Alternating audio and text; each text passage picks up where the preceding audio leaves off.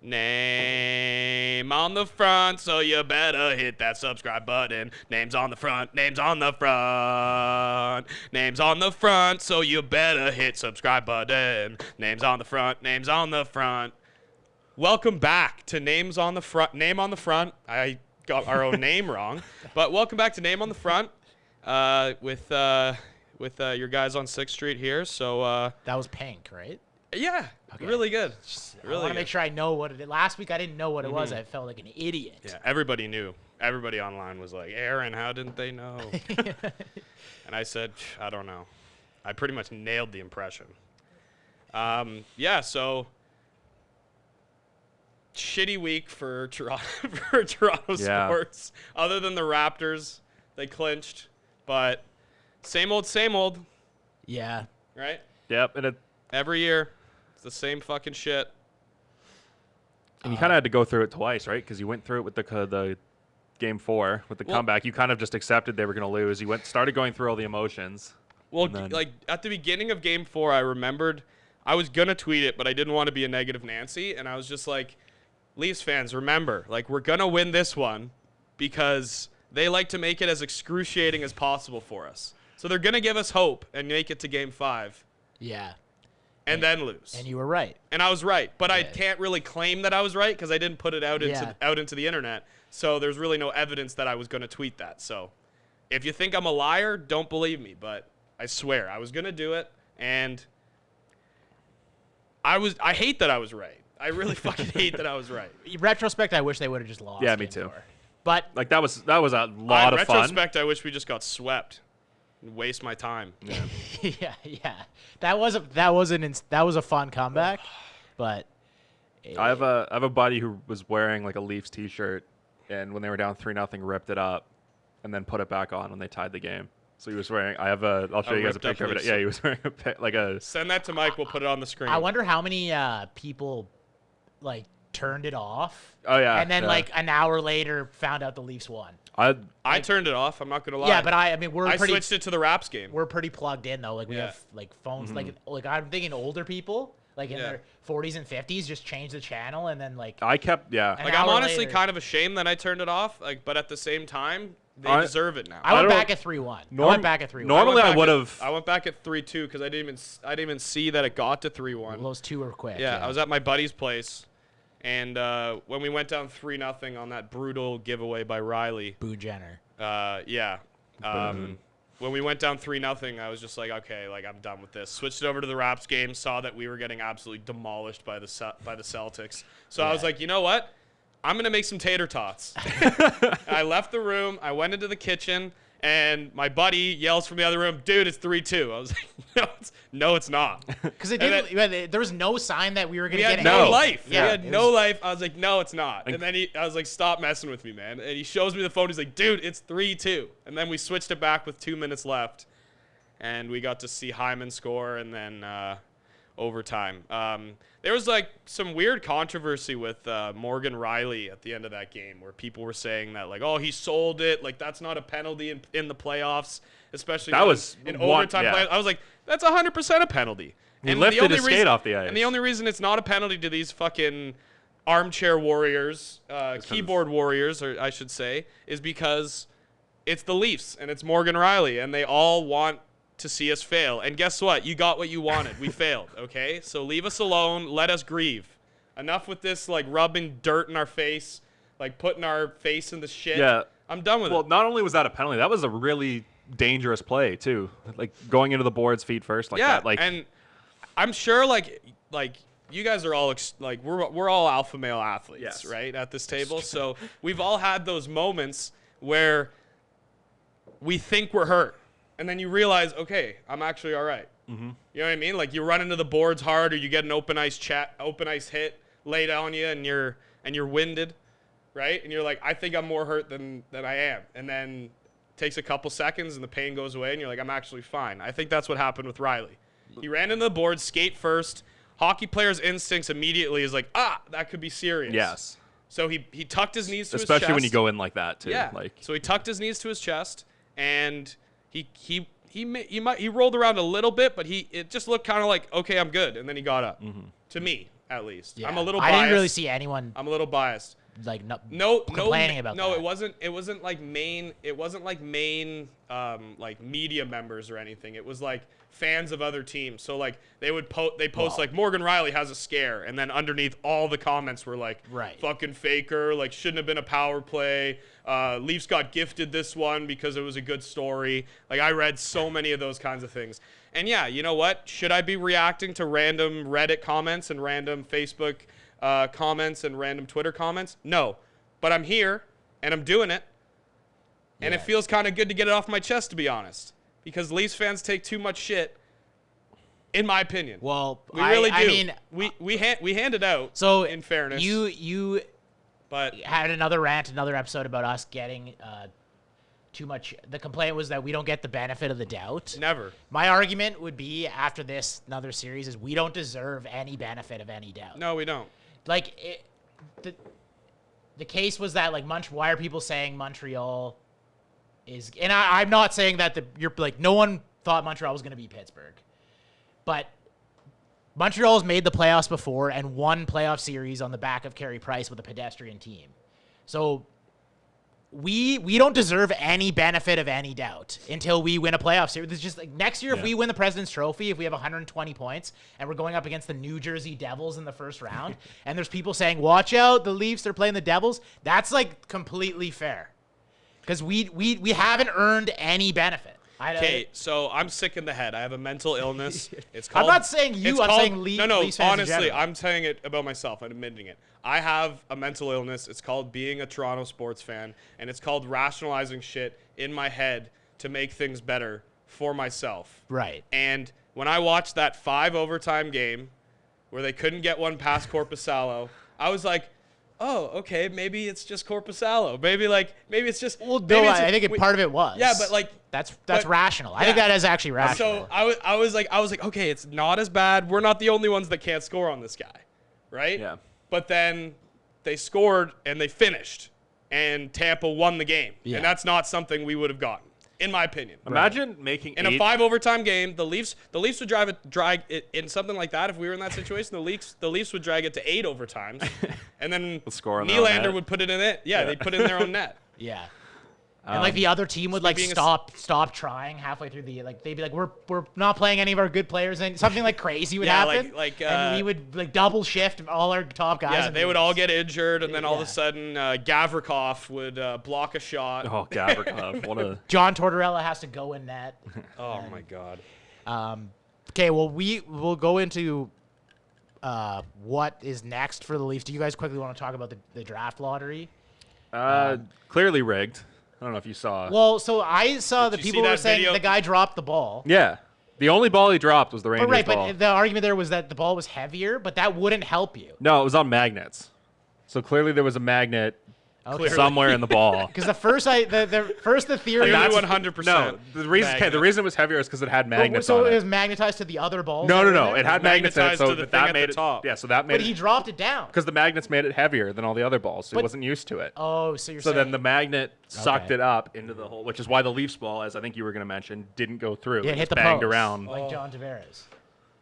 Just like as if we needed that. They now just too, like right? they just like to get us stimulated. You know what I mean? Does that seem like it happens every draft lottery? Because remember the McDavid lottery? They had going into the final ball. They had the best odds of getting it. It's like the Leafs are the best at almost winning draft lotteries. We're also the best at sucking shit in the playoffs. Besides the fact that it is like Gary Bettman's team that won, I actually am. I'm okay with the Rangers. Yeah, I don't even think they're necessarily Gary Bettman's team. I know. I think they're obviously kind of joking. I think they're just a team that it's good for the league if they succeed. Yeah. Mm-hmm. That's just what it is. But if besides the Leafs, if there was a team, like what team would you have wanted to see win? Minnesota. Just get them in the Western Conference. Irrelevant team. Send them out there. But you know what? For his sake, that would suck because they have like. I think they have like $30 million. Yeah, dude, they have like $30 million tied into like players that are over the age of 33. Well, yeah, apparently they have their cap is like people don't talk about it. It is brutal, their cap situation. Well, and they have nothing in their prospect covers. They have like one because they're never. Yeah. They're always like the middle of the league. They're like what the Leafs. They're like what the Leafs were in those middling years. Just right finish after the ninth every Sundin year. years. Yeah. Just kind of finishing ninth, not getting a good draft pick, not being able to stock our cupboards with any significant they have free agents. $21 million Or tied up on prospects. 3 guys on defense: Suter, Dumba, and Spurgeon. Yeah, and Dumba's on a pretty good contract, isn't $6 million for the next That's 3 not years bad. after this That's year. not bad. But it's the Parise and the Suter deals Yeah. that are Well, like, oh my I don't know if you God. saw Bill Guerin in his press conference after they were eliminated. He didn't rule out the possibility of a buyout for either one of those 2 guys. So that would be interesting if he did that. I could see them buying out Parise, but not Suter. Yeah, like they're Suter, both on the exact same contract. Yeah, I just think Parise's a year older. Yeah, I just think Suter's. I think he's still playing like 25 minutes a night. Well, I think it's easier to age gracefully as a defenseman like that than it is for like a skilled switched winger. to positional hockey. Yeah, he he was already positional. and he's a big physical defenseman, which is like you could just Plug and kind of play. morph into what Zdeno Chara is now. What, a guy that gets a penalty on every shift? Yeah, but they don't call it because he's got the rep. Morph into He's that. not 6'9" though. No, he's a big guy though. Is he? I think he's pretty big. All right. Let's see. I'll take your word for it. Let me just bring him up He's here. like 6'3" He is 6'2", Okay. 206. and a half, I think. That's why I Yeah, rounded up. 188 centimeters. So I think they just list him at 6'2". He's more 6'1"-ish. But You're saying it's a conspiracy. I'm just saying, So- whenever I hang out with Ryan, he doesn't seem that much taller than me. That's true. And what are you, 5'9", 5'10"? I'm basically 6 feet. That's what I say too. just round up. Yeah. When I stand straight, Pretty really much, straight. pretty much just 6 feet. If I fixed my posture, I'd be 6 feet. I'd be for like sure. 6'4" I'd be if I had 6'1". good posture. Yeah, me too. But I'm like 5'11" with bad posture. All right. Well, Listen to 6'4" Brandon over there laughing at us. Fuck you over there, buddy. Sorry, man. we shouldn't have your- said that because We're vertically challenged. do you know what? No That's one would actually a have. disability. What? No one. If you just didn't say his height, nobody would have known. Now people know he's taller than us. Yeah, but everybody knows we're the alphas, so he has to have something. Like, You just I called never us all knew- alphas a minute I ago. know, but I like to switch it up. For 5 years, I didn't know that Jay Onright was like 7 Yeah, feet. he's I a knew that. He's monster. like 6'6". Yeah, Yeah, he's a Yeah. giant. Well, if you look at him next to Dan O'Toole when they're standing, like Dan. I never see them standing. Oh. That's Yeah. the thing. Yeah, They're you always do. sitting They on all- the No, bench. now No, they do because now they walk over. Yeah, they to walk the, to the Before the, Yeah, their before early they days, back though. it. Yeah, now to the Tim Hortons Yeah. drive-through. I'm talking about the original when they were just on Sports Center. Yeah. They were never standing. Yeah. Anyways. I guess you haven't followed them in recent years. No, that's when I found out he was tall. That's I don't okay. know. I- don't know where we're I get it. confused So, here. do you want to get into what's going on with the Leafs now? Well, I think just to touch on what's a little like, I think the most frustrating thing about this team, and I don't know whether or not this is the only thing. I just think when they're not playing well, just the way they are, I know this obviously isn't true. They just look like they don't care, which is why I think I know obviously they do care. I just think it's Yeah, I don't know if they do. I don't know if I they just care. think- I don't even know if they care the way they should care. I just think it's Because the way they're I wired. watched- no, because no, it's not. And Because that's- I watched them turn it on and start blocking fucking everything when the goalie was out. Right. And then before the goalie's out, there's no urgency. So if you can flick it on at a moment's notice when there's no goalie there to protect you, then you have it in you. It's just whether or not you're willing to go there. Yeah. And they're not. They're not willing to go there. Where I was because gonna- I was seeing them blocking shots, getting sticks on pucks, being disruptive in the defensive zone, and then that just wasn't happening for any other time other than when Freddie Anderson was out of the net. Yeah. It's like they're like, okay, like Freddie will handle it. I can just worry about offense. And that's not how you win ever in any league ever. You need good defense. Like the only Patrick Mahomes Chiefs, like they didn't have great defense. It's the only championship I can think of that's just Right, well, a complete that's- It's I a mean, different sport. Yeah, I don't. That's not really comparable. It's But- not at all, and that's why Yeah. it doesn't matter. But I Well, the think Pittsburgh team that won without Letang. But they had a solid goalie back there helping them out. Well, that was yeah. kind of stealing them games. Well, I Yeah, think which fir- Freddie should be. first he, thing can't- well, he hasn't. Yeah, you're right. He hasn't. First thing is like we always lets him- outplayed them. Like Yes, the I Leafs totally agree. outplayed Columbus all series. Like let's not get it twisted. But And the like, if you problem go- though is this team built to like squeak by the Columbus Blue Jackets? Because like I think we should have won that series barring breaks. I know that's probably going to sound biased, But we definitely had more chances than them. Their goalie played way better than ours. Both of Ours them didn't play did. that bad until the last game. They were rolling goalies and Yeah. just hot goalie, hot goalie, hot goalie. It's like, okay. But the thanks, counter to that cool. is like you squeak into the playoffs as an 8th seed. You're playing the 9th seed Columbus Blue Jackets. Is this what Well, you've been building up to? and To you know squeak what? by the Columbus Blue Jackets? No, and you're play right. in? That's not good enough either. So. I've seen a few pretty cool arguments, not cool arguments, just interesting arguments that, like, if you put Columbus's defense in front of Freddie Anderson, how does he look? Does he look like Merzlikins? Does he look like Korpisalo? Every time there was a quality shot or a chance for a quality opportunity in the slot, they were getting sticks on the pucks. They were blocking everything. Kevin Bieksa said it in the intermission. He was like, when I played for Torts, he stressed when we were watching film, sticks, sticks, sticks, sticks. Right. Disrupt everything. But so do you not think that's a coaching thing? Maybe that's not a players thing. That might be a coaching thing. It might be a coaching thing. Torts plays a defensive system. He does, but what I'm saying is, should we be talking about Freddie Anderson's lack of? I don't want to say the clutch gene, but he lets in a bad goal every game 7. Well, I don't every think game it's so. It's 7, had every 3 game straight 5, game 7s where and he has there's been at least one. Well, game where it's 1 like, he also oh. let in a really bad goal. But He lets in, too, he like- lets in But bad we're talking- goals in games. But That's- we're talking the games that you can't do it. He always. But he does. just does it in games. I don't think it matters if But- it's a game 7 Yeah, or but not. he doesn't do it every game. Every other one. No, I wouldn't say every other one. It's. I think he does. He does, it a lot. It's but just it more just so happens magnified. that every Yeah. single time that we're in an elimination game, it happens. So, how do you take that? Do you take that with a grain of salt? Do you think it's just coincidence? What do you guys think? Well, what are you suggesting? You try and like what? Are I'm you suggesting that he doesn't. That But are you saying get rid of Freddie Anderson? I'm not suggesting anything. Well, I don't think that's a horrible idea. I'm just We'll get into that a little bit Okay. later. Just let's. That's what.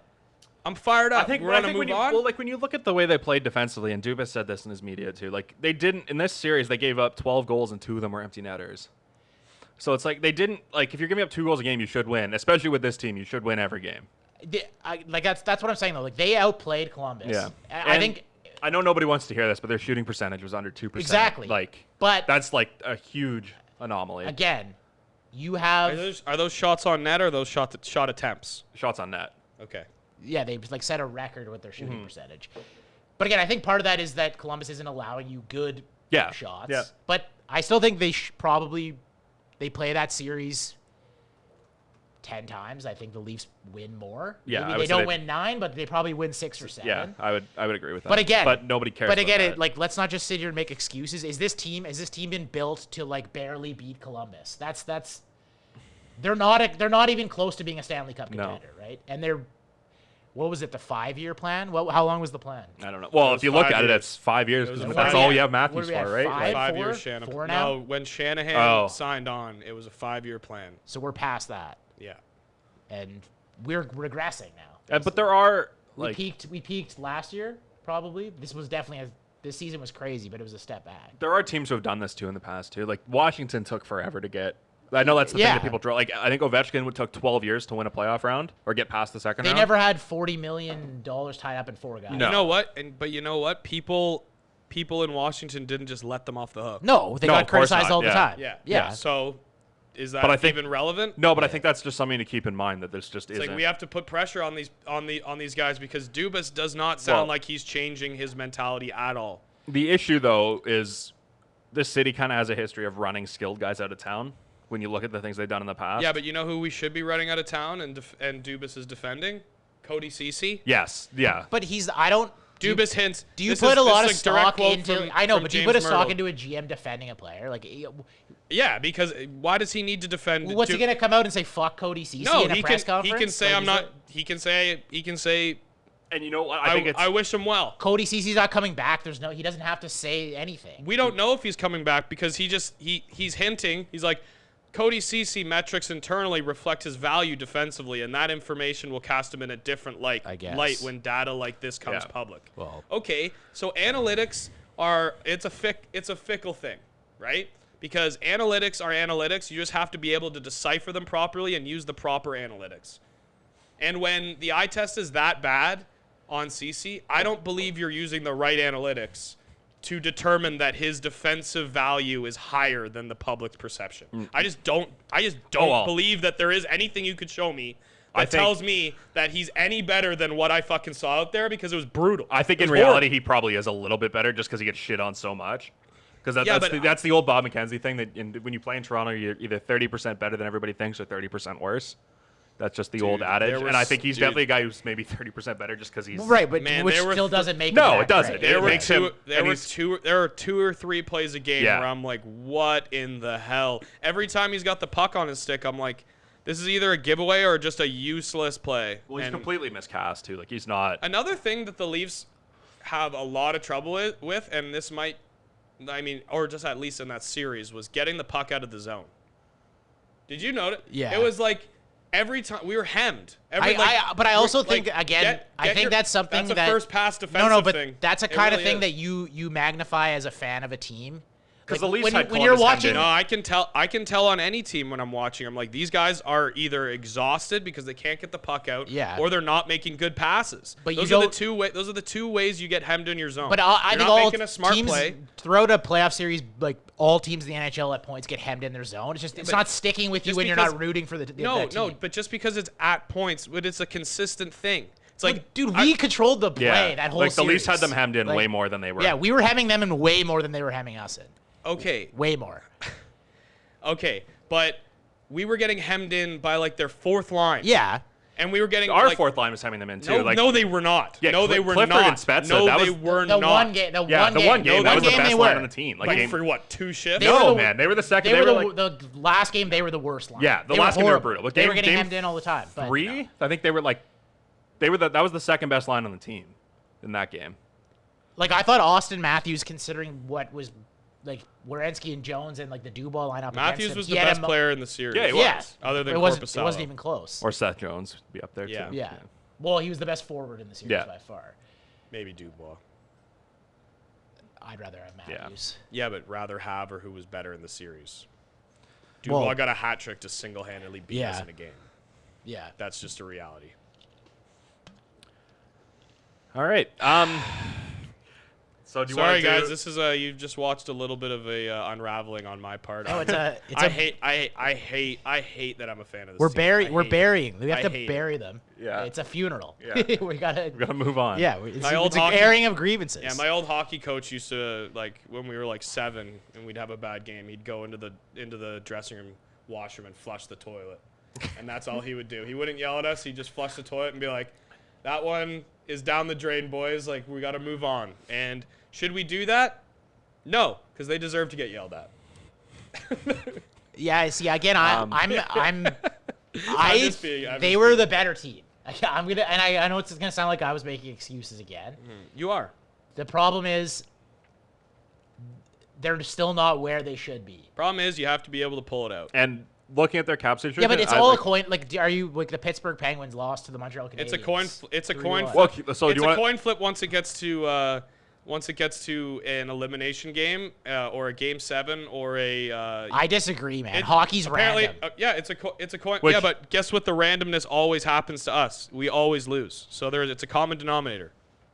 4 straight playoffs, 4 straight elimination game 7s or game 5s, 4 straight losses. 3. Yeah. 3. One was game 6. Yeah. Okay, but I was going back to 2013, which is irrelevant because it's a different team. And the first 2, but I'm adding fuel to the fire because I'm getting mad. And the first 3, so if you want to go back to the 5 playoff series, the first 3 we were heavily underdogs. I'd say last year. I don't give a shit about that, Mike, because it's random. No, last year, that's what I'm saying. Last year we weren't. I'm going back to Boston in 2013. NHL playoffs are so random. It doesn't matter for underdogs, does it?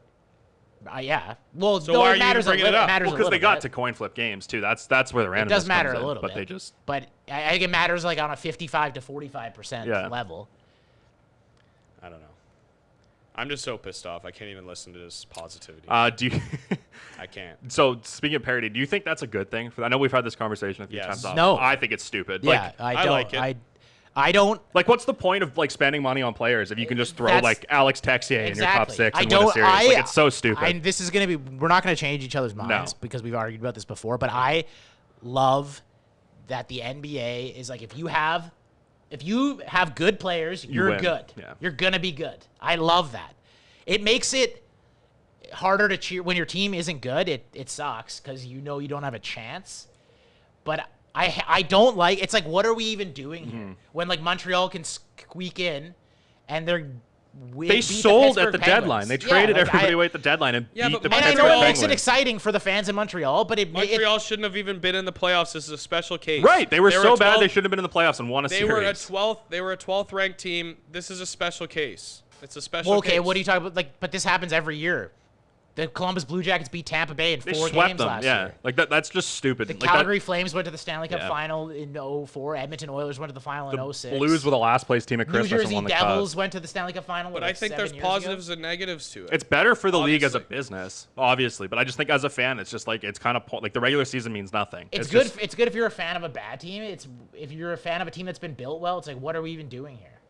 Because I think the way, like as you were saying with the NBA, I think the NBA this year is almost perfect. Eventually, when you're built well, you're built well consistently, it's just harder to build a consistent team. We've seen consistent teams in the past. We've seen LA; they've been able to be consistently good in the past. Well, first they won the Cup as an 8 seed. No, they're not though. They win the Cup and then they don't make the playoffs. Hey, we've seen the Penguins; they are consistently good. We've seen the Chicago Blackhawks. They were consistently good. You have to be able to build a team in the right way. It's just harder to do in the NHL than it is in the NBA or in the MLB. It's just harder to do. I mean, that's if that's parity, that's parity. But it's a hard cap. It's harder to do. It's just harder to do. I don't think, but I don't believe that the Chicago Blackhawks or like those teams were built any better than like the last decade of like the San Jose Sharks. I do. No, I don't. I think they just got lucky. You think they got lucky and won 3 The San Jose Sharks had like a 10-year stretch where they were consistently finished 1, 2, or 3 in the league in points. I wouldn't say the Blackhawks got. I would say more the Sharks got. They got lucky. That's what I mean. And won Those 2 teams. What's the difference between the like? I don't think one team was built way better than the other. I think one team just had better luck in the playoffs. One team had one of the best winners of all time in Jonathan Toews. And we were saying that because he won. And Patrick Kane. But you're saying that because they won. Because he won, yeah.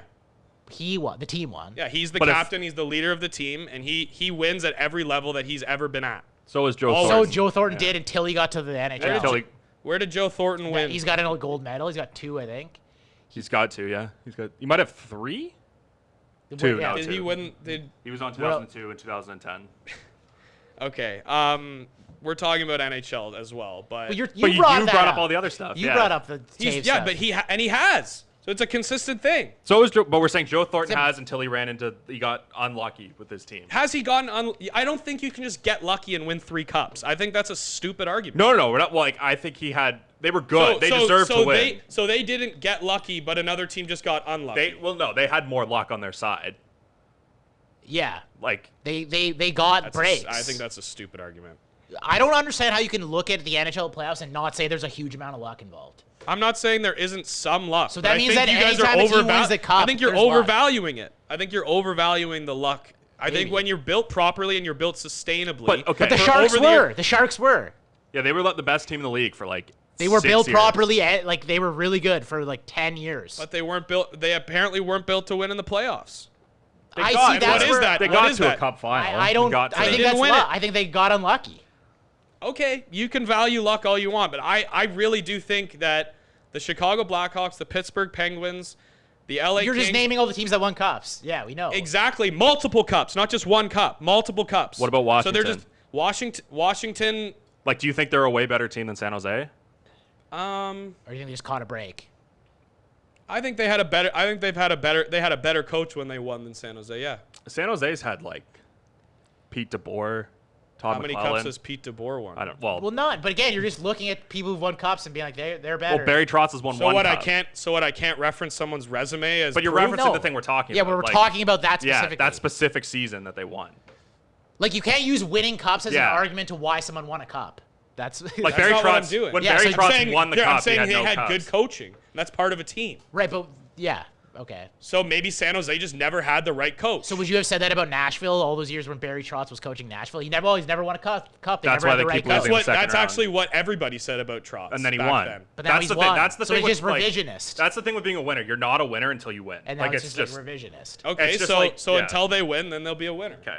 I don't know what else to do. Like what else do you want me to say? You can't make your argument for why someone is a winner because they've won. You have to like what are they doing differently that is making them what has made Barry? Like, do you think what made Barry Trotz different in Washington than? than he was in Nashville. Because in Nashville, he wasn't a winner. The team, because it's multiple different pieces. Okay. You have to have the right pieces at the right times. So there's luck involved. I'm not denying any luck, but there's luck involved in everything. The Raptors got lucky. The Raptors were built great, but the Raptors got lucky. We ran into a bunch of injuries. But their luck was like, this team's best player isn't playing, so now we're the better team. It wasn't like coin flip luck. It wasn't like, oh, we missed we lost the ball. Like, it was like Durant got hurt, so we took advantage of that. Right? Like, Golden State was built as the best team on paper. They lost 2 of their best players in the finals, and then now we're the best team on paper. We win. It's not always the best team on paper that wins in the NBA, but it's definitely a lot closer. And I also think that makes upsets more exciting when they do happen. Because they don't mean anything in the NHL. An 8 seed beats a 1 seed in the NHL. It's like, all right. Yeah. Like, no one was like, holy shit, the Habs beat the Penguins. They were like, yes, they were. No. Yes, they were. Who? Everyone in the media, fans online, like I'm convinced Dude, we you talked don't about even. this 2 weeks I'm convinced ago, you don't even read anything. I said everybody was saying, holy shit, they won. Everybody, like, holy shit, Pittsburgh has a chance at Lafreniere. Do you think that's like going to be looked at? That. No one's going to remember that happened in 2 years. Nobody remembers any first round 2 years later. That's our point. That's the point. Like, for anything. I remember when the Golden State Warriors beat the Dallas Mavericks in 2007. Well, I didn't. Because it's the 8 seed. But you probably didn't watch basketball then. I did. All right, let's move on. Let's do one more Leafs thing before we move on here. Let's figure out how we're going to fix this joke of a team. We're all going to go around the table. We're going to give one player who's currently under contract who we think, are we going to do who we think should be gone or who we predict? You know what? Let's do both. Okay, we're going to go around. We're going to pick one player who we think is going to be gone and one player who we would move on from who's under contract. So the one guy that I think that will be gone is Alex Kerfoot, just because he's got, they only have about $4.5 million of cap space next year, and they need to bring in about 8 guys. Just looking at their roster. So Kerfoot, you free up a little bit more money. He just hasn't done, like, he just was incredibly underwhelming. And I think that trade might end up being looked back on as kind of the way the Andrew Raycroft, or not the Tuukka Rask trade gets looked on.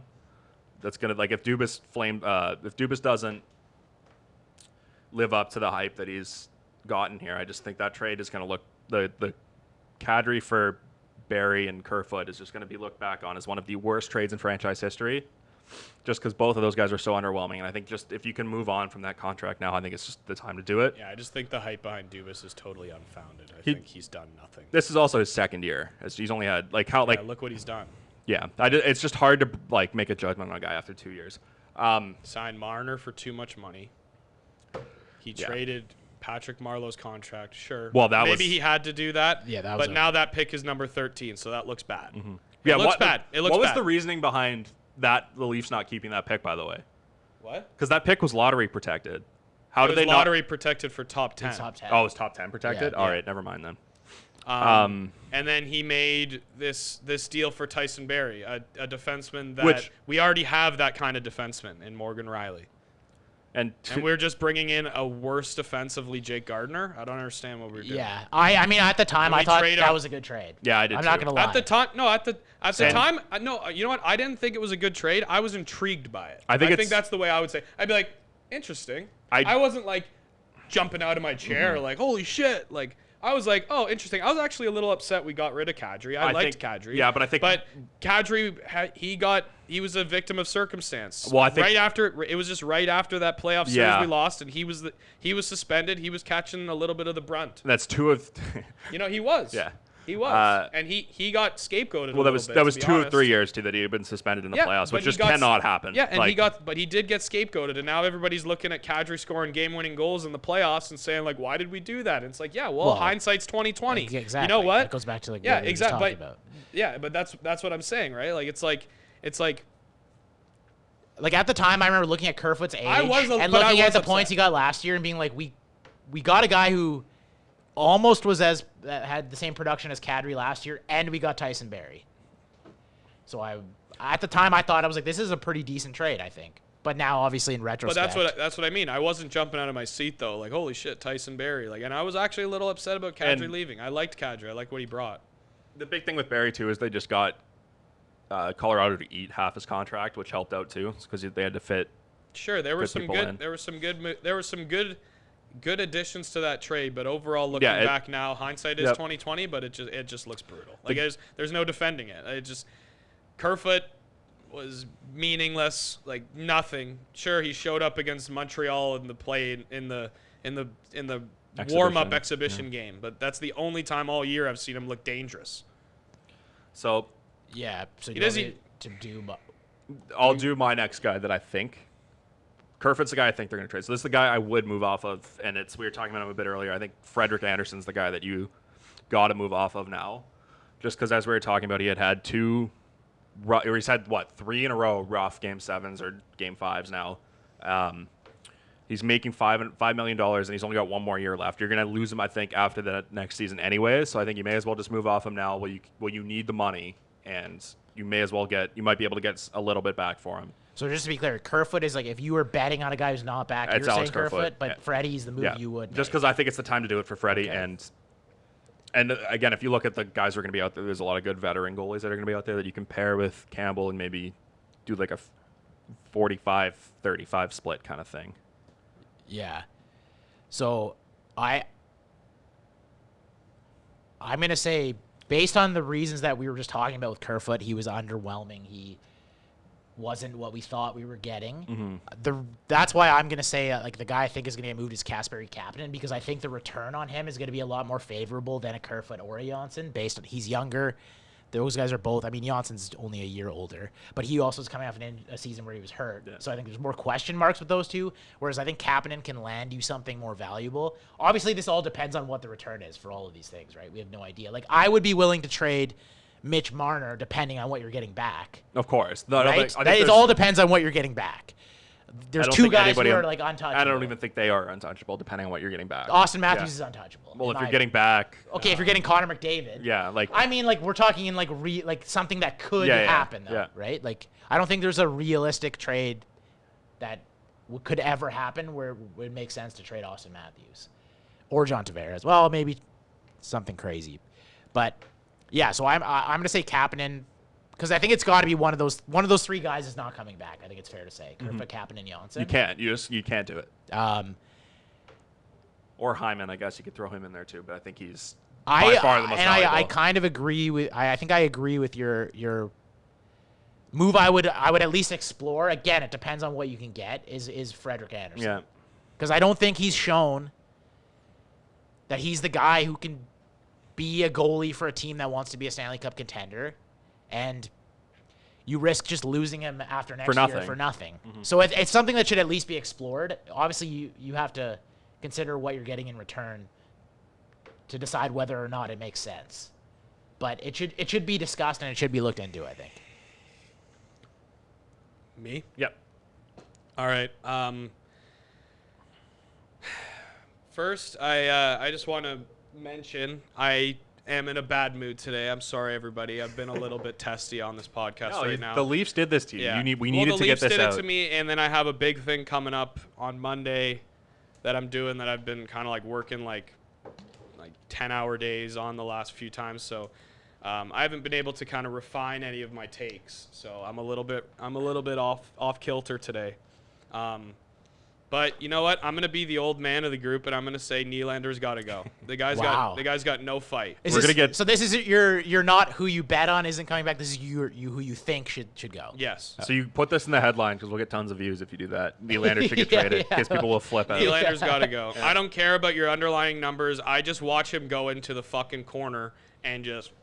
Here's a question, though. I'm going to ask you this. He kind of epitomizes what I was talking about earlier. He's got the worst body language in the history of the Leafs. Yep. Like, it just, like, shoulders down, skate. Once he's got the puck, boom, he's animated. But before he's the worst player away from the puck I've seen on this new Leafs team. This is, okay, I agree with what you're saying, but I'm just going to ask you a question that you can answer. Because what if, this is a devil's advocate kind of thing. What if someone comes up to you and says, okay, that makes sense what you just said about Nylander, but Mitch Marner, the last 2 playoffs, hasn't looked good at all. He has 1 primary point, like not including second assists, in the last 2 playoff series we played in. He makes a lot more money than William Nylander. wouldn't it be more valuable to get that $11 million off the cap? Nylander's a much higher chance that William Nylander plays to his contract than Mitch Marner does. Marner has shown in the past that he can drive a line by himself. So Mitch Marner has a value that William Nylander doesn't have. So he gives you the ability to have that depth to spread out the offense on your. I haven't seen evidence that when William Nylander is not with John Tavares or Austin Matthews, he cannot do anything. Yeah. And that's just the reality of what William Nylander is as a player, and what I hate this like unilateral like Nylander and Marner are on the same level. They're not. They aren't. Like they just aren't. Right, but they don't get paid the same. That's exactly. But I think we're already losing CC's money. And Marner kills penalty. Yeah, like Marner kills penalty. He does things for you that Nylander doesn't. $6.9 million off the cap is nothing to sneeze at. That's big. Yeah. It's almost like it's again, like pennies under 7. Yeah. Like it's, so it's like 6.962. Yeah. So like just because Marner makes 10.6 and Nylander makes 6.9 doesn't really sway my opinion on who should go, because they're both gonna help us, and one adds just so much more to our team than the other one. I know, and again, I agree with that. I was just doing like a devil's advocate, but I do think there's a much higher chance in 3 or 4 years, if they're both still here. You look at, is William Nylander worth 6.9? Yes. Is Mitch Marner worth 10.8? Maybe not. 10.6. I'm looking at it right now. It says 10.8. What? It's 10.9 if you round it's up. 10.893. Why did I think? Oh, it's because Austin's 11.6. Yeah. Sorry, Frontier. It's on. Sorry, Frontier. Nylander is also coming off the best year of his career, for whatever that is worth. Marner's coming off a bit of a down year, but he had 94 points the year before. So, yeah. Yeah. Well, there's something with those two guys who, when they come off a contract dispute, they don't have to play here. So maybe. And then the I year honestly after, think, and this is massive speculation. Marner could not handle the negative press. I don't. He even couldn't know handle if it. that's. He couldn't handle it. I think that's fairly accurate. Like he was the golden child. He's a hometown kid. Yeah. Before that contract dispute, he was the golden child. He was getting. We had Austin Matthews, and Mitch Marner was getting every fucking commercial. Yeah, everything he's from these Markham. Exactly, but he's not the center point of this team. No. But he was getting all the publicity, which is like that. It shows something. It's like, who's the beloved player, and now he had to, for the first time, go to his mentions, and he was seeing negativity, and he's a younger guy. He's a little bit more boisterous. He almost acts a little more little kiddie. You know what I mean? That's a horrible way to describe it. Happy-go-lucky. Happy-go-lucky, exactly. Yeah. And I think they took the wind out of his sails a little bit. And the beginning of the season, he was brutal. Yeah. And then he kind of started to come on when we put him with Austin Matthews towards the end of the year. And I don't know. I think there's a lot of we often forget that these are all human beings. Part of that, and I think that's a big thing. Is this his mental state? I don't think was really on par with what it was in the past years. I don't. And we actually have seen. I mean, the last 2 years, you're right. They're isolated playoff series, but he hasn't been as good in these last 2 years. But 2 years ago, the first one he against was our Boston, best he was player. great. Yeah, he was great. our best player. The last so two, he hasn't done a lot. But, right? Yeah. And I'm going to go with William Nylander as the guy that I think needs to go. Can I just say one more thing about Marner? Everybody's dad across Canada is also saying that. I'm just going to say one more thing about Marner. The frustrating part for me about hearing that, because I don't think you're wrong. I think you're probably bang on that he just couldn't handle the negative press. It's like, well, if you didn't want that, why did you hold out for every possible penny you could have gotten? Okay, so he has a dad. I know that. I don't think you understand. I know that. I don't think you understand the way that a dad like that has, or even an agent. Yeah. Agent too. But I think it was mostly the dad, and the agent was just. We're speculating. But the agent was jumping on because he saw dollar signs. Yeah. But again, to that point, Mitch Marner's 23 years old. He's not 17. Like, okay. I know what you mean. Yeah, it's just I don't know. If you didn't want, he knew this was. There's no way you could not have known this was going to happen. Like, people were not going to take your side in this argument. Dude, I don't know, but if you're a kid who's coming up, who you're everything has gone your way in your life. Everything's gone your way in your life. Everything you've ever done has been praised. You live in a bubble. Public, You live in a bubble, right? Like, yeah. Oh, that's just frustrating because it's just maybe just because we're on the outside. It's just so clear. We're almost at an hour for the Leafs. I know. We might have to cut. We might have to cut some of this. I think we're going to have to cut a little bit of our yelling and screaming about parity. I agree. I hope you do because I sounded stupid. I think we should keep the first part of that in. Yeah, we'll cut like the back half where we Yeah. circle around. Okay, anyways. I think we're almost done with the Leafs. Yeah, but again, But then just who because I think is going to be go gone, ahead. I think Janssen's gone. So we all said a different guy out of those two. Yeah, Yeah. because I think Janssen's contract is still pretty good. He's easily movable, and I think you'll that, get something back. I think that when you look at what he brings and what Kapanen brings, I think they're going to be way more willing to move Janssen because of the defensive liability that he is in comparison. I'm not calling him a defensive liability, but in comparison to Kapanen, he is. Yeah, because I think just the thing with Kerfoot and I just don't know what you're going to be able to get back for him. He just didn't that's look, almost just like a salary dump. Like just, but if you're going to trade one of those guys, you try and get something. you're right. For No, them, you're right. Like, yeah. And then who plays third line center? yeah. Yeah, you got to get a center back. Or again, I think one of the things that's going to benefit them Ideally, this year. if you're going to trade those guys, I'd hope to try and get some help on the back end. Yeah. Back. Well, I think one of the things that's going to help them this year is there's going to be a lot of guys out there that just don't. There's going to be a lot of guys sitting there right before training camp starts because nobody's going to have any money with the flat cap that they might be able to get a couple guys on like the Jason Spezza deal. And I think Jason Spezza comes back. Yeah. 'Cause Yeah, I think do too. It seems like everyone loved him on the team. He almost kind of filled that Patrick Marleau role. For a lot cheaper, though. One more thing, too, I think they have to do this offseason is they kind of almost have to grind Travis Dermott. Like, you just got to, if he wants to sit out and wait for a contract, he's sitting out. I said when we drafted Dermott, we should have drafted Brandon Carlo. I said it. You remember? Yeah. I fucking Let's said not it. do this right now. We've done enough of this. No, I agree with it. No, I know. It's just I don't want Same to. player. We just draft the exact same player. A guy that has some offensive upside, but he's like sub 6 foot. I'm sorry. Having a long reach on defense matters. It just matters. Like, I'm sorry if you're short out there and you're a short king and you don't think that height matters. It fucking does. Sorry, Marcus when you're Stroman. playing defense. I'm sorry. Anyways, first round of the NHL playoffs is now here.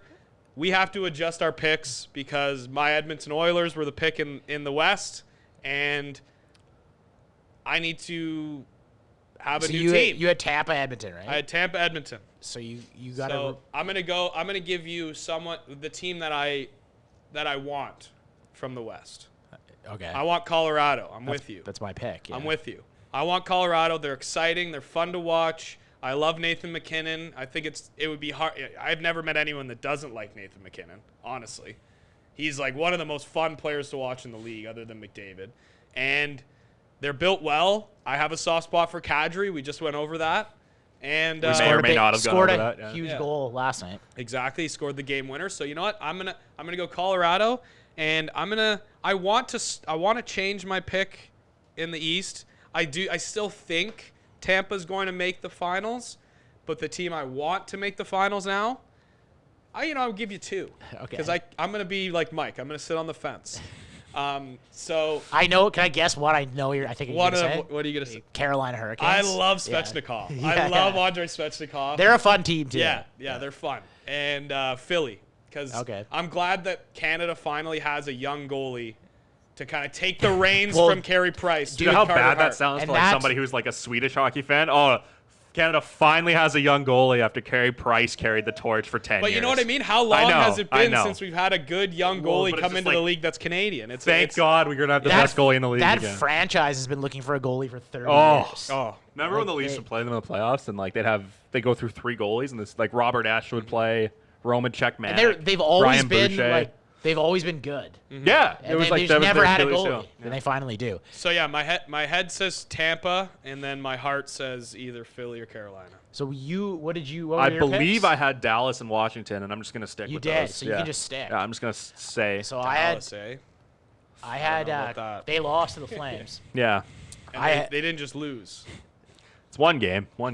Carolina lost. Your boy Joe Pavelski needs to step up. He's, Yeah, I know. he's Carolina- always comes to play in the playoffs. Joe Pavelski. Just like his San Jose Sharks. Yeah, they're always winning, come to play the winning in the playoffs. DNA. So I had Colorado and the Pittsburgh Penguins, and we know what happened to them. We've already gone over that.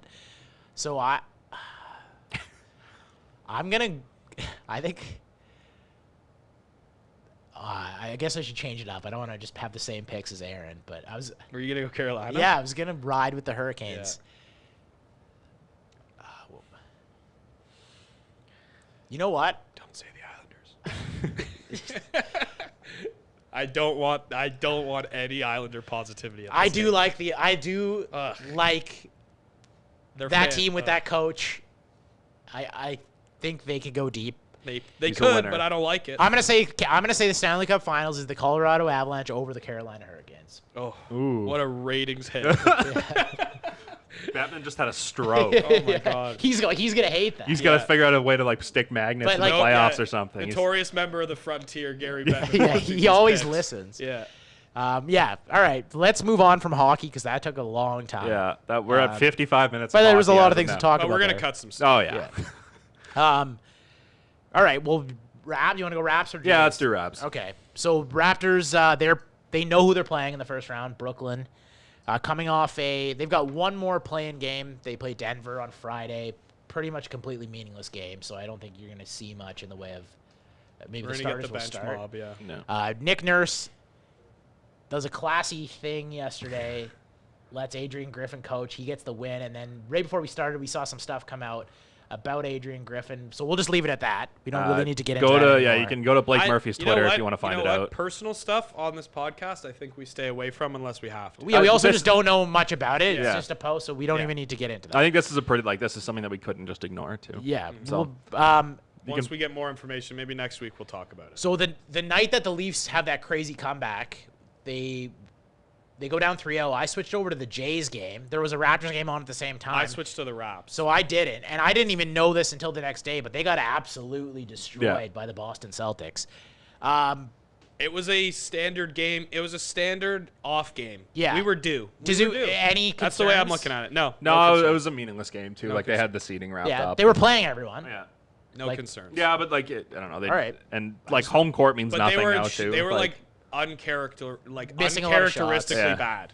Yeah. Like Siakam was god awful. And I think Nick Nurse, again, this is speculation, but he seems to me to be the kind of guy who would purposely not show his hand. He just seems for sure. Like he would just he's do playing things to fuck with chess. him. He's playing chess, right? I don't think he was saying let's lose the game, but I think he's we're not approaching this the same way we're gonna approach him if we meet I'm sure he probably series. the play that they ran out of a timeout is not going to be the same play that they ran out of the playoffs. So I mean, you don't like to see them go down by 40, but I don't read too much into it. The Bucks, they win. Giannis doesn't play. He did his best Zinedine Zidane impression later on this week too. That's true. He's suspended for one game. Yeah. Euros love a headbutt, eh? Just enough to make sure he's not kicked out for a playoff. Yeah. Yeah. Which I mean, he should have been. Probably wouldn't even. I think he matter probably for should. them. I think he should have They're been. gonna doesn't sweep matter. Orlando. Yeah. But I think Without I Yeah. agree with you. I think I he agree should with have you. been. That's you can't let that. You can't headbutt But- somebody. What the Again, the NBA is a star-driven league. They can't. They're not going to have Giannis missing it. Yeah, that's probably part. They know nobody's watching that game if Giannis isn't 100%. playing. Milwaukee, Orlando, the hometown Orlando Magic. So we've talked about this a lot, but we know the Raptors have a top 7, Yep. and then the battle for the next couple spots is. I would have thought coming into these playoffs it was Rondé and Terrence Davis's spots to lose. Chris Boucher has put up 22 and 10 in the last 2 games. Matt Thomas had a big game against the Bucks. I think he put up 25. I think Boucher, Rondé, that debate is very similar to the Martin Marincin, Rasmus Sandin debate we were having, where Rondé is the low risk, low reward guy. Chris Boucher is high risk, but he can come in and he's just doing crazy stuff. He's blocking shots. It's almost He's hitting threes. It's almost Which is weird because I'm on the other side. I was Sandine for the Leafs, but I'm Rondé all day for the Raps. It depends. I think it's going to depend a lot on game flow too. Just how if you need a spark, I think you got to put Boucher in just because there's a chance he's going to do something crazy. Yeah. But the reason I think my mind goes there is because I don't think the Raps are going to need a spark, but I think the Leafs needed a spark. Yeah. So I'm getting a little Patrick McCaw vibes from Rondé though. They don't need to guard him on offense, and that can screw a lot But of things up. when he gets down in the paint, he can put one back up. And he's a rebound. he's a Boucher solid can defender. do that too. Yeah. Boucher doesn't get the offensive rebounds like Rondé does. Rondé's also just not going to take any plays off too. Like he's heart and soul. No, but work ethic. Like he's been trying to shoot threes the Yeah, last don't couple do that. Yeah, but although Boucher does it too, and Boucher's not the. They've like, been going Boucher's in. like he's like a They've been going 26% in. 3-point shooter. yeah, they've been going. Well, I don't even. Rondé's like a 0% Yeah. 3-point shooter. I think the thing that's concerning for me too is I think Terrence Davis is.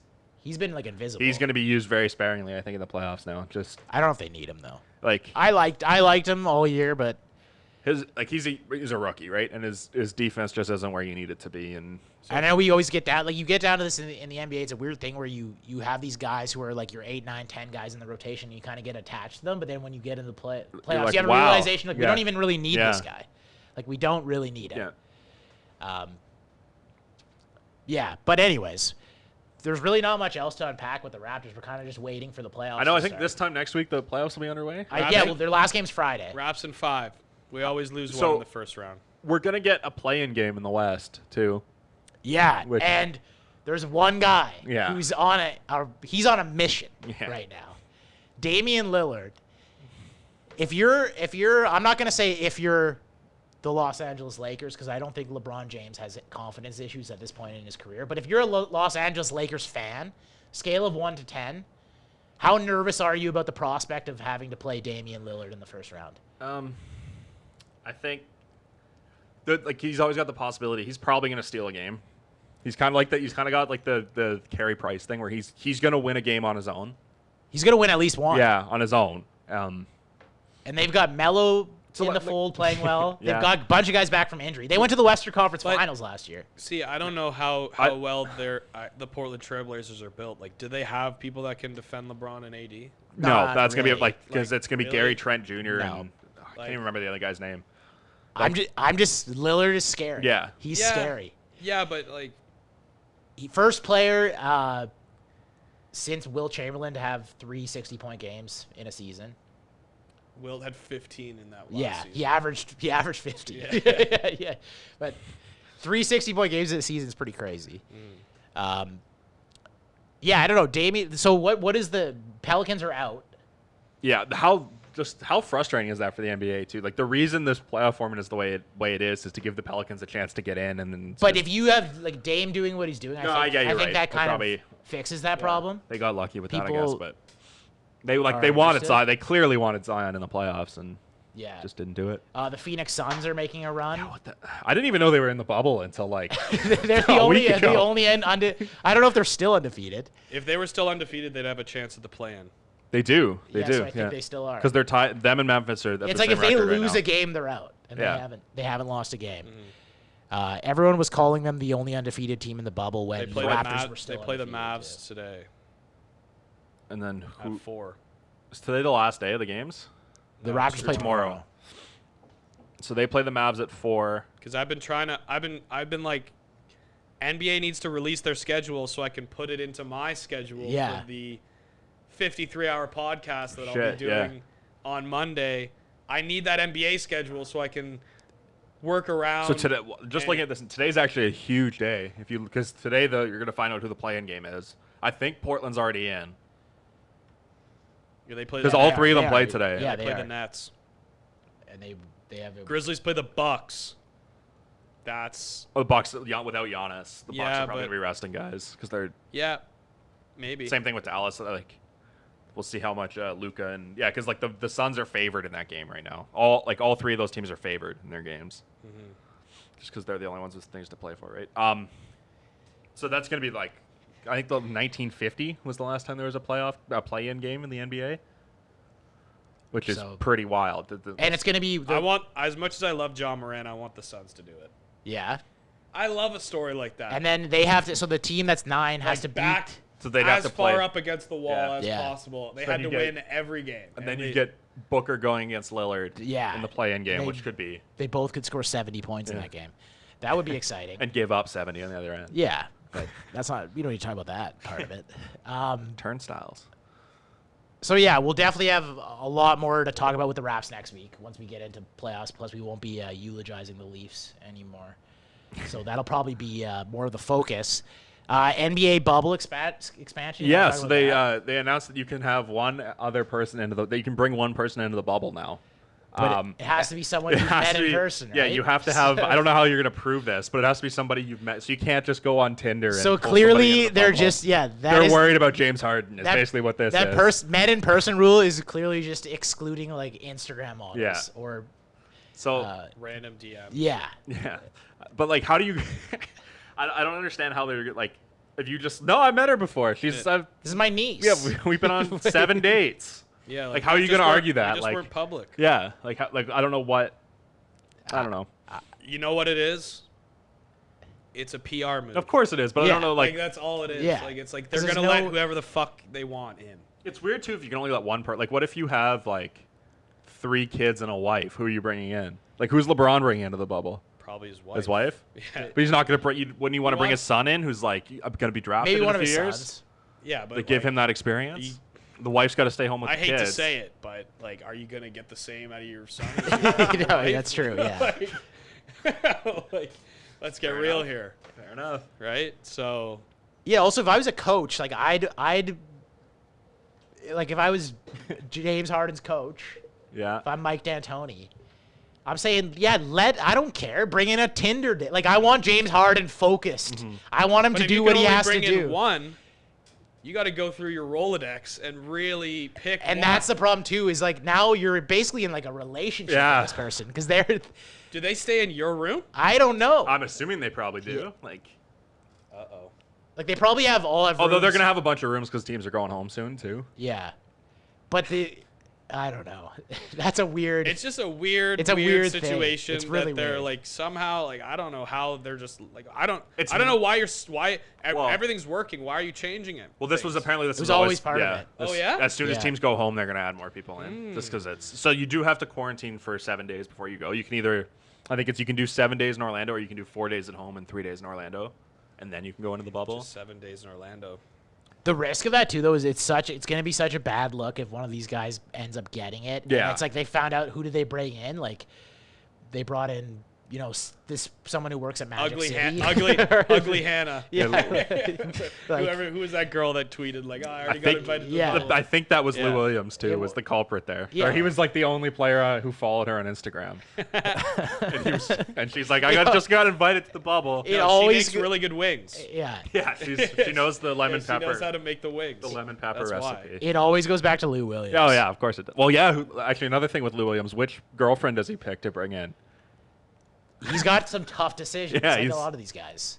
Some really tough decisions. The married guys almost have it better, right? Like they just have the one person to bring in. They don't really have to. Or imagine they were like, no, honey, I just want to focus on basketball, and then they bring in one of their one of their side pieces. Oh yeah, then like the wife is checking the check-in records. Matisse Thybulle's exposing people on his vlog. Yeah. James Harden's just in the back. He's playing mini putt, like holding hands with someone. That's just like on dates with people, not even like.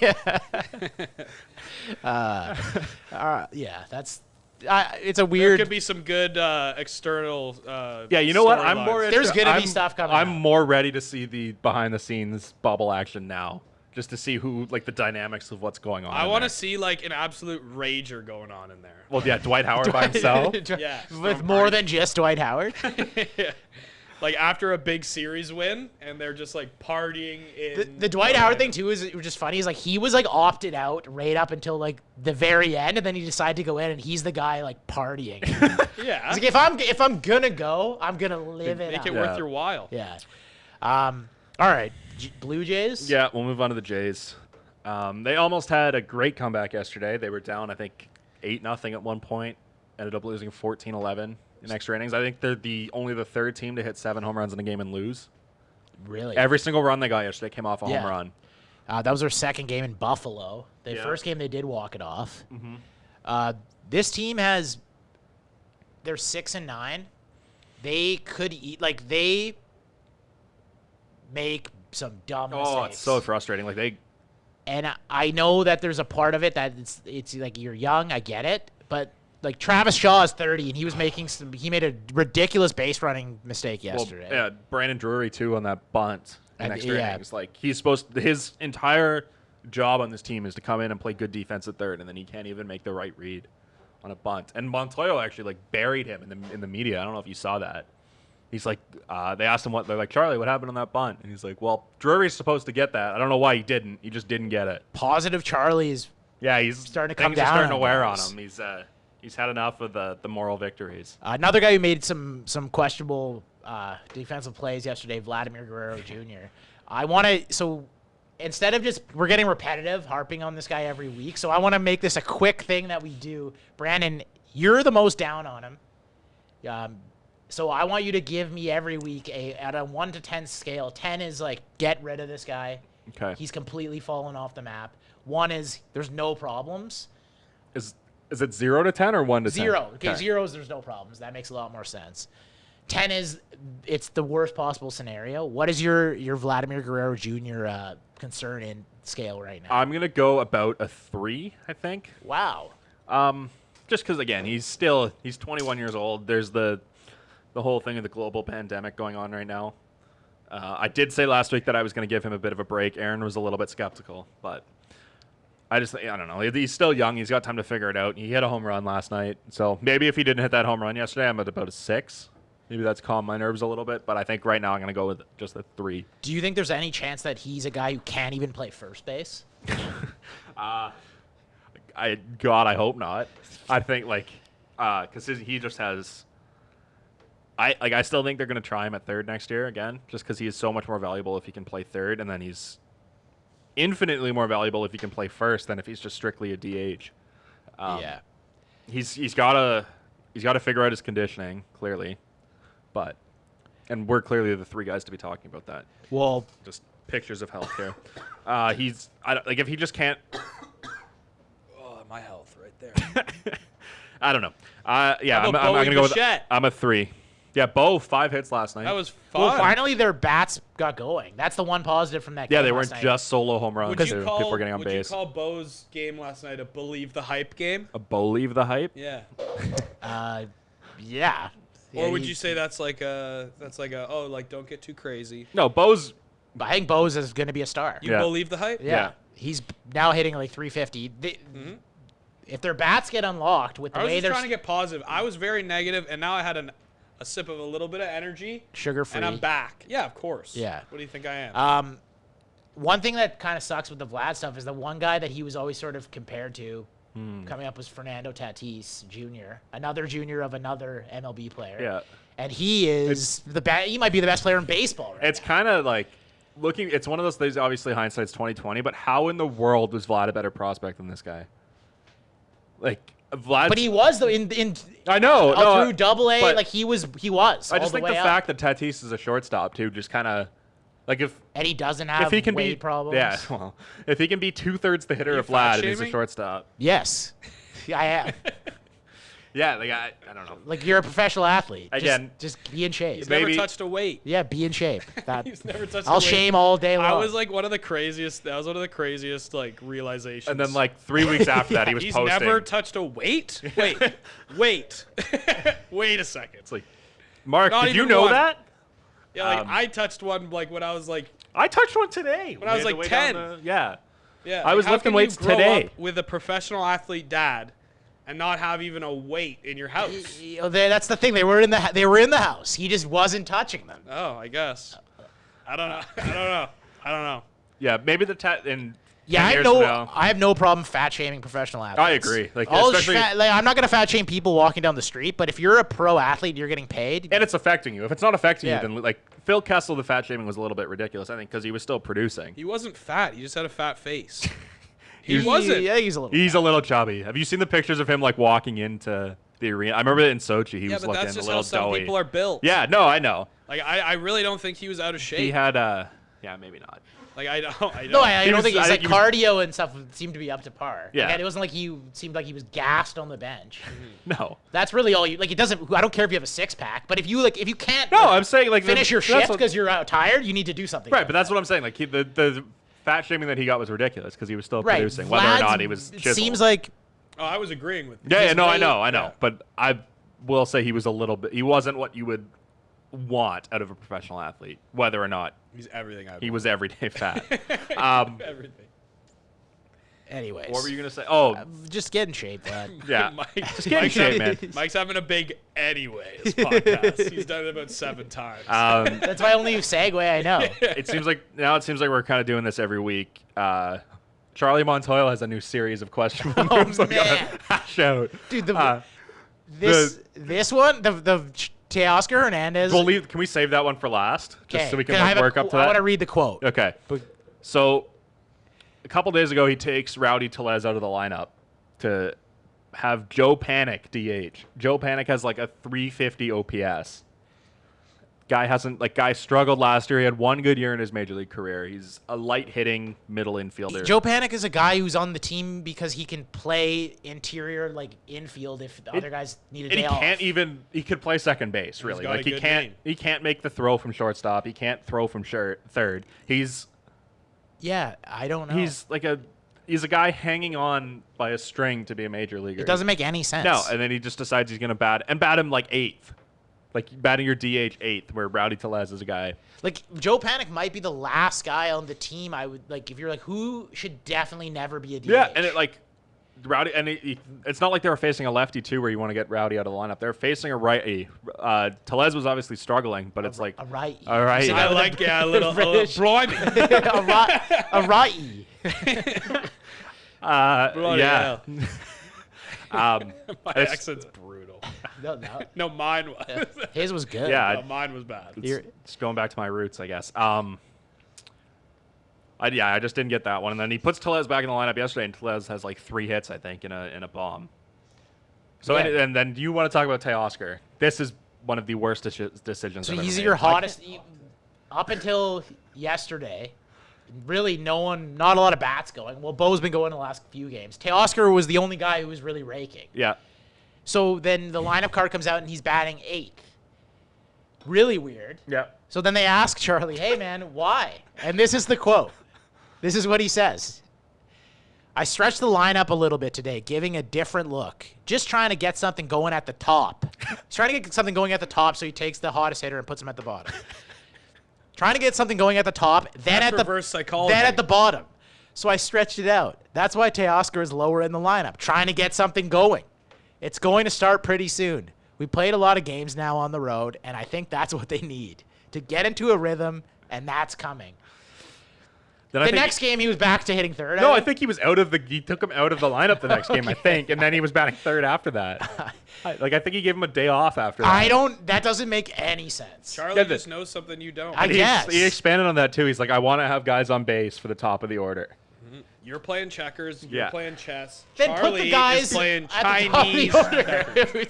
You also want those guys to have the more at bats. Mike, you just don't get it, all right? Charlie knows. You should have your best hitter hitting 9th. Yeah. You want him to get the least amount of at bats possible. But then he's setting the table for those other guys. Mm-hmm. Yeah. See, now you're getting it. All right. He's thinking cyclical. You're thinking straight line. I am. I shouldn't. Yeah, you're right. Yeah. All right. Honestly, that's on you. Apologies to Charlie Montoyo, because That's like one of the craziest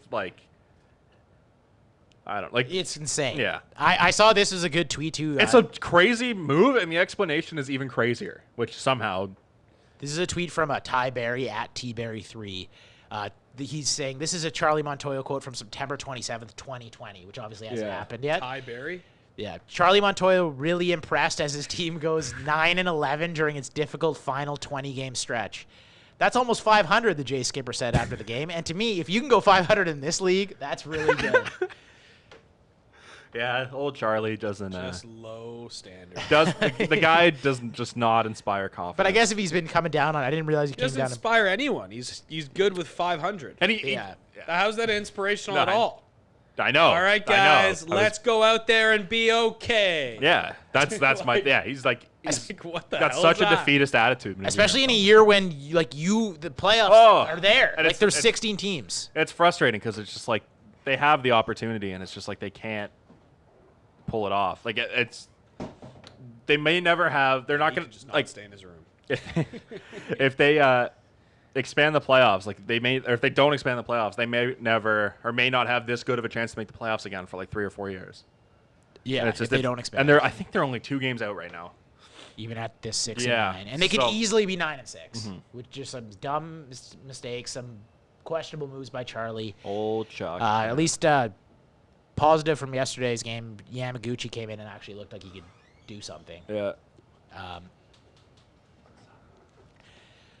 Okay, Marcus Stroman, he opted out. Yeah. I mean, I just think that makes. I mean, the Jays that trade for him. What was it? K and Simeon Woods Richardson.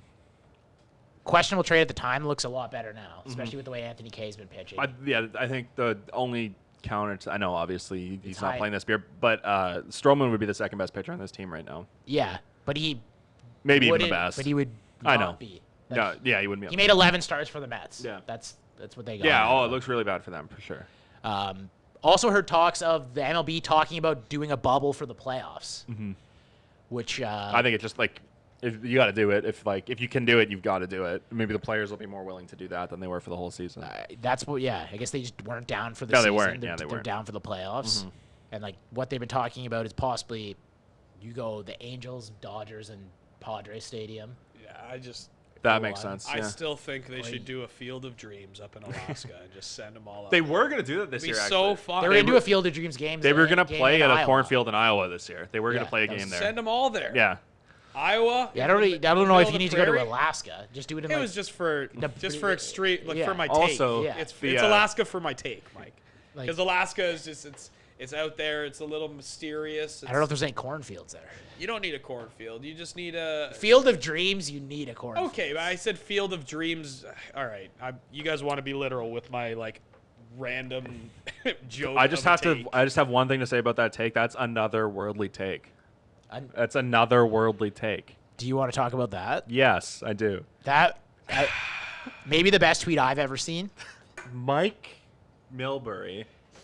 Do you want to read it, Mike, since you have it right there? Well, let's go. I think we read a little bit of it and just unpack. Okay. So right off the hop, he starts it off with on another worldly night. Okay. So my question to you guys is, do you think that that's what he always thought that saying was, or do you think he screwed it up just in the moment? No, I think that's what he always thought it was. Yeah. For sure. Because it's not like he didn't spell any words wrong. In fairness, we're going to rip him apart. Or do you think? But in fairness, there are some things where I'm like, I see it written down. I'm like, oh, that's the way that is. Oh, yeah, for sure. You know that definitely I mean? happens. Everybody, that happens to everybody. So, No. In fairness, we'll give him the start, benefit of the doubt. Benefit of the doubt. On that. All right. In fairness, all he had to do was put a space between the N and the O, and he's got it right. Yeah, so we'll give him the benefit of the doubt on that.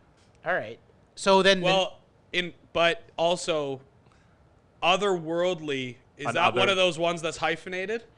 An otherworldly. Otherworldly. Would that be a hyphenated thing? It might be. Yeah. It might be. Let's just Google this here. Yeah. Spell check. Just for everybody who's Yeah, a grammar it is. Nazi. Yeah, it out is. there. Yeah, it's a hyphenated. So he missed a hyphen. And a space. It's all right, Mike. That makes it worse. Again, we'll give him. He doesn't get paid to be a grammar expert. No. He's an analyst. He's a former coach, former GM, former player. So he starts it off with a bit of a whoops on another worldly night. The biggest whoops, I think, comes next. Next part of that, Space Needle is an appropriate backdrop. So again, for anyone who hasn't seen this, he's in Toronto at the bubble where all the Eastern Conference games are being played. He took a picture of the CN Tower. A great picture, too. We'll get to that. We'll talk about that at the end. So this he played in the league for the Boston for I don't know how many years. Yep. Was a coach. Yep. Was a GM. Yep. Let's safe to say he's probably been to Toronto 1,000 times. Yeah, probably close to that because he's been an analyst too. So he's probably. I bet you he was there for some Leafs playoff series. Spent a considerable amount of time in Toronto. I know he's not. He's an American guy. He might have been the GM of the Islanders when the Leafs played them in the playoffs. Do you this as a similar question to the first one? Do you think he's just always thought that was the Space Needle? Do you think he was just tired?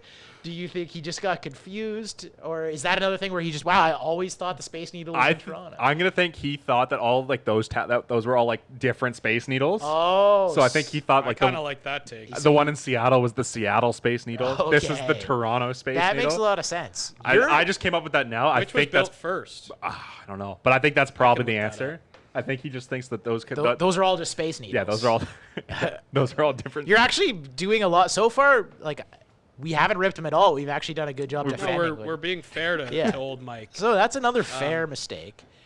He just thinks those are all Space Needles. Yeah. The thing is, though, he capitalized it. Space Needle. He's not saying a Space Needle. Yeah, you're he's right. saying that's the title. Yeah, that's the Space Needle. Space Needle's built in 61. So that's before the CN Tower, I think. CN Tower was like 70s, I think. I don't know. I have no 73 CN Tower. Yeah. So the we copied Space that. Needle 2.0. Yeah, we in copied Toronto. So on another worldly night, Space Needle is an appropriate backdrop. Insane Columbus-Tampa Bay game. That's obviously a fair thing to say. That was an insane game. God bless both teams for a great effort. Fair. Sure, just get Enough, the big guy in and there. now this is where I didn't. So when I first read this tweet, I didn't make it to this part. I you just, did. This is the most ridiculous part. I didn't know that he snuck this take in there. I just like read the first few lines, like this is insane. Enough though. I believe we should end these games sooner via 3-versus-3 or shootout after a time. After a time. Doesn't specify. Just a time. After 7 minutes into the second Somebody overtime. just says enough and we go into a shootout. No, it's like the ending of The Sopranos. It's open-ended. Yes. It's like you get to like make your own call. The rest just like, I'm sick of it. That's like it's like Shootout. soccer overtime at the end of the game. He just Yeah. basically or soccer the injury time. He just adds. No, what he I just mean by decides that when is it's like over. he said a time. Yeah, So yeah. it's like up to you to decide. okay. Yeah. What time do you think? Take my take and just fill in your own time. So yeah, my answer to that is no time. I think even No, at that's playoffs, That's what everybody's taking. Yeah, that's except for people that work in sports because they don't want to be sitting around watching it. Yeah, but the only people I've seen agree are like Kara Waglin, like Craig Button, They because just they're like, don't wanna work I want to on it." go home. Yeah. Like, that is yeah. exactly why Milbury's tweeting this out. Yeah. Because he's mad that he had to stay for 8 hours at work. Yeah. and judging on this tweet, he was tired. Yeah. And Dude, the picture too is my favorite. It looks like he he's- was at a Yeah. full sprint. Yeah, or like Dude, out of a cab window or something. who takes that and is like, I'm going to go with that one. You're not going to try and get a better pick? That's the appropriate It's- backdrop. It's like the only ugly picture of the CN Tower that I've ever seen in my Yeah, life. he managed to get a dog shit picture. It of looks the like he's like CN Tower. standing in a dumpster behind the ACC. like, I don't get By the- yeah. That's the craziest part, I think. No. He took that and he's like, I got it. That's got the the shot. pick on another worldly night. what a great pick of the Space Needle. Oh man. I love the world is gonna love this. There's gonna be so many people when like Seattle gets a team, like hockey people are gonna be taking like, oh, the CN Tower, like that's gonna happen. What a an lot. appropriate backdrop. You think after Seattle like unveiled everything and the Space Needle is a part of the jersey, You know what I'm gonna you give? think he would have? Yeah. clued in there? There's a lot of things he should have cleaned up there. One thing I will give him props for and didn't delete it. Oh yeah. Like, do you Alright, think This Is went he- viral, ripping him apart, so and he just kept do it you- up. Is do he you- a secret social media genius? Did Or- he do all this on Or do you purpose? think he just doesn't know? Or do you think he knows how to like read his mentions, or do you think he just like he has like no or he's idea just like that? not reading his mentions, seeing all the likes, and it's like, man, people really love my take on the 3 versus Or he's 3. like people hate me and like the media's already riled up. I feel like- after these Yeah. qualifying rounds, let's get the pitchforks out against me and like we'll really get my name trending. So I'm just gonna make Maybe. One of the tweets ever. craziest tweets of all time. I don't. I think just because it's Mike Milbury, I think. No, it's definitely He that. only joined Twitter like 2 months ago. It's Yeah. definitely a That's the mistake. thing, right? It's definitely a mistake. And I don't think he's. He's like, only has 53 tweets. I guarantee you that he found out that was like a problem in person. I He's don't not think even he, verified. I don't think he read on Twitter that was a mistake. Like I think somebody's like Mike, like somebody ran into him in the hall. Like They're he only knows how to send tweets. yeah, he That's doesn't all know how to knows. read tweets. He doesn't know how That's to all like he- read his mentions. That's all he knows how to do. You know, it'd be great too if this is like a parody account and everybody thinks it's a real account. Well, he's not verified, verified, but so- he's only been on since May 2020. Yeah. All right, Mike Milbury, good tweet. I'm glad it Hall of exists. Fame tweet. We're running Mike- out of time a little bit here. Does Mike Milbury have the best all-around career in the history of sports? He's got one of the best highlights in hockey history that I had forgotten about. shoe. Going into the crowd and beating a guy with his own shoe. In any sport or just in, Just listen to this like Just blooper reel hockey. that he has. Yeah. He's like the players on the team are climbing into the He stands. wasn't even involved No. in the incident. He came from the dressing room. Another one. I didn't know that. Yeah, he was like in the dressing room. He heard That makes it so- he heard about the brawl. He came out. That's what a man does. I want to make sure I got that. I'm pretty sure that's how it Well, happened. That's what men do. Either way, he wasn't involved. Like his other teammate has this guy like jerseyed and he's feeding him, and Milbury just comes out of nowhere and just grabs the shoe and just starts hitting him with it. There's guys walking around the stands with skates on, fighting fans. Like, and then his career as a GM just maybe the worst GM in the history of sports. Yeah, Milbury had actually reached the visitors' locker room when his teammates started going into the stands, raced back to join his colleagues in the brawl. That's a good teammate. Yeah. And yeah, probably one of the worst GMs in the history of the NHL. Hands, yeah. Him or Fergie. Oh, I think he's worse than Fergie. I know. I always want to add a little Leafs bias in there. Fergie's apparently going to be the new GM of the What Panthers. about the Ballard years? Ballard wasn't the GM. I know, though, but who was the GM at that time? Gord Stellick was the GM for a bit. Those years were bad. Yeah.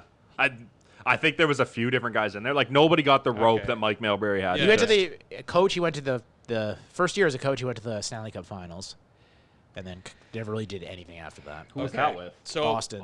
We're running out of time a little bit here, though. Do you guys want to keep going on Mikey or? No. Let's move on. Yeah. Okay. So, my hypothetical, because my heart's broken again, and I don't. Sad episode. Yeah, I mean, it's a little bit much, but from now on, we won't have to talk about these assholes, the Toronto Maple Leafs, that break our hearts and make us feel like we have hope and then just take it away from us every year. So my hypothetical is on it's on topic there with that.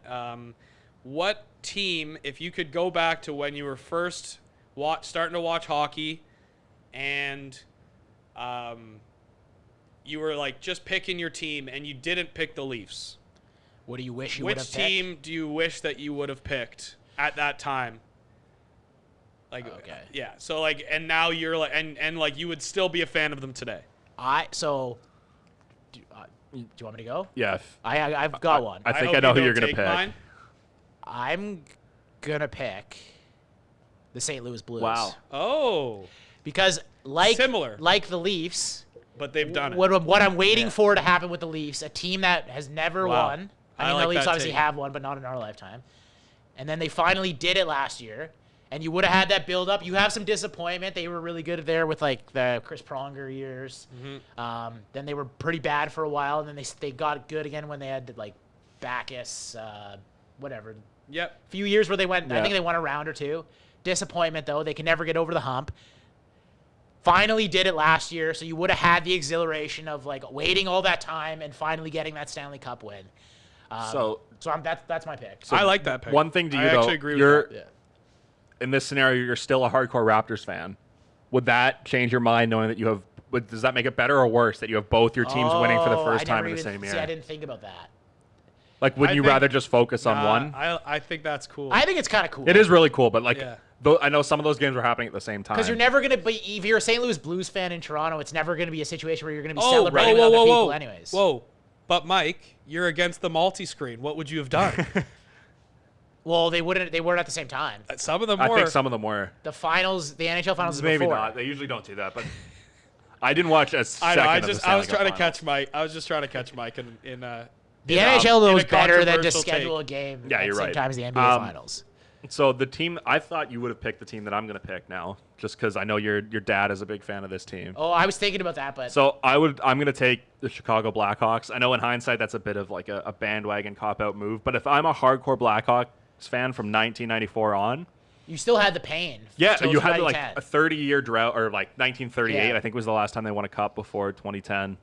And it's an original six team, and I would have like worn my heart on my sleeve. Everybody would have known that I was a Blackhawks fan while they sucked, and then as you know, when they come on, they then win you the get three cups. That I was thinking about them too. Yeah, so you still have the pain. I would have been in high school when they won, which would have been cool. I think everybody would have probably hated me just because Yeah. bandwagon fan. That definitely Yeah. would have come off like Yeah. that. More But- than they already hated you. yeah. Oh, everybody did hate me. Okay. You read the comments, you'll find that out. Yeah. Yeah. And it's like a good. You want to if you like make it a point to like go to games. It's like a pretty good city Yeah, to go it's to. yeah. Like St. Louis isn't as cool. The only but- problem, I guess, would well, be St. the Louis Western and Conference. Chicago are rivals. You Yeah. guys would be Yeah. rivals on this podcast. Yeah. That would add a good dynamic. That's true. Maybe you guys should switch. The only problem would be the Western Conference. A lot of the games would be at 10 o'clock. Hard to watch. That's as a true. kid. Yeah. Mm-hmm. Yeah, but you know what? You'd get to stay up later. You know, sometimes you Would can't. Unless you, well, I You have mean, engagements in the morning. Yeah. my parents would have let me stay up because It depends. Like when I was in high it's school. hockey. Yeah.